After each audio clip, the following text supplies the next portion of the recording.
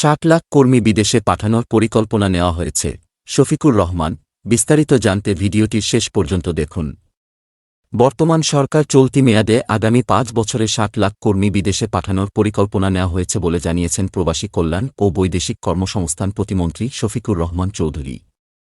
তিনি আরও জানান, বঙ্গবন্ধুর কূটনৈতিক তৎপরতার স্বাধীন বাংলাদেশে প্রাথমিকভাবে 6087 জন কর্মী বিদেশে পাঠানো হয়।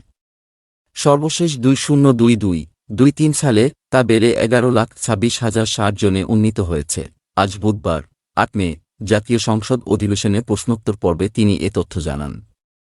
স্পিকার ড শিরিন শারমিন চৌধুরীর সভাপতিত্বে অধিবেশনে সরকার দলীয় সংসদ সদস্য এম আব্দুল লতিফের লিখিত প্রশ্নের জবাবে তিনি বলেন, বিদেশে কর্মী প্রেরণ একটি চলমান প্রক্রিয়া।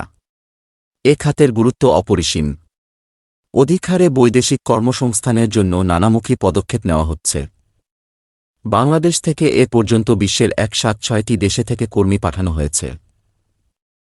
প্রতিমন্ত্রী বলেন, জনশক্তি রপ্তানিতে অসংখ্য দালাল চক্র দেশের বিভিন্ন স্থানে ছড়িয়ে রয়েছে। এসব দালাল চক্র দমনের জন্য প্রবাসী কল্যাণ ও বৈদেশিক কর্মসংস্থান মন্ত্রণালয় সতর্ক রয়েছে। বিদেশগামী কর্মীরা যাতে প্রতারণার শিকার না হয় সেজন্য বিভিন্ন প্রচার মাধ্যমে সচেতনতামূলক বিজ্ঞাপন প্রচার করা হচ্ছে।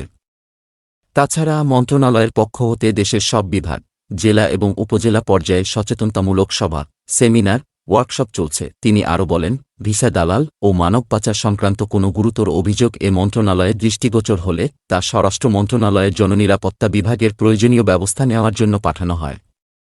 এছাড়া প্রবাসী কল্যাণ ও বৈদেশিক কর্মসংস্থান মন্ত্রণালয়ের নেতৃত্বে 23 সদস্য বিশিষ্ট আন্তঃমন্ত্রণালয় ভিজিলেন্স টাস্কফোর্স কমিটি ভিটিএ অভিযান পরিচালনা করছে। আর বিজ্ঞ নির্বাহী ম্যাজিস্ট্রেটরা মোবাইল কোর্ট পরিচালনার মাধ্যমে বিভিন্ন প্রকার অপরাধে জড়িত রিক্রুটিং এজেন্ট, মধ্যস্বত্বভোগী ব্যক্তি ও অন্যান্য অপরাধে জড়িত ব্যক্তিদের বিভিন্ন মেয়াদে সাজা ও অর্থদণ্ড প্রদান করছে। স্বতন্ত্র সংসদ সদস্য রেজাউল হক চৌধুরীর প্রশ্নের জবাবে প্রতিমন্ত্রী বলেন, কোন দেশে কতজন বৈধ কর্মী কাজ করছেন তার কোনো ডাটাবেজ মন্ত্রণালয়ের হাতে নেই, এটা তৈরি কাজ করছে।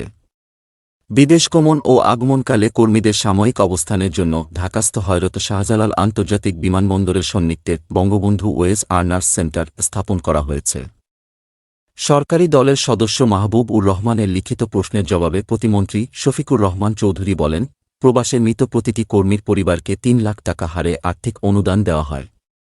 2022-23 অর্থবছরে প্রবাসে মৃত 6,188 জন কর্মীর পরিবারকে 1,03,50,07,288 টাকা বিতরণ করা হয়েছে। প্রবাসে কোনো কর্মী মারা গেলে বিমানবন্দরেই তার স্বজনের হাতে লাশ পরিবহন ও দাফনের জন্য 3-5 হাজার টাকা করে দেওয়া হয়। এ বাবদ 2022-23 অর্থবছরে 4,143 জনকে 1,04,50,05,000 টাকার চেক দেওয়া হয়েছে। একই প্রশ্নের জবাবে প্রতিমন্ত্রী বলেন, অসুস্থ কর্মী দেশে আনা, হাসপাতালে ভর্তি এবং চিকিৎসার্থে 1 লক্ষ টাকা পর্যন্ত আর্থিক সাহায্য দেওয়া হয়। 2012-13 অর্থবছরে 423 জন আহত ও অসুস্থ কর্মীকে 3,38,09,000 টাকা দেওয়া হয়েছে।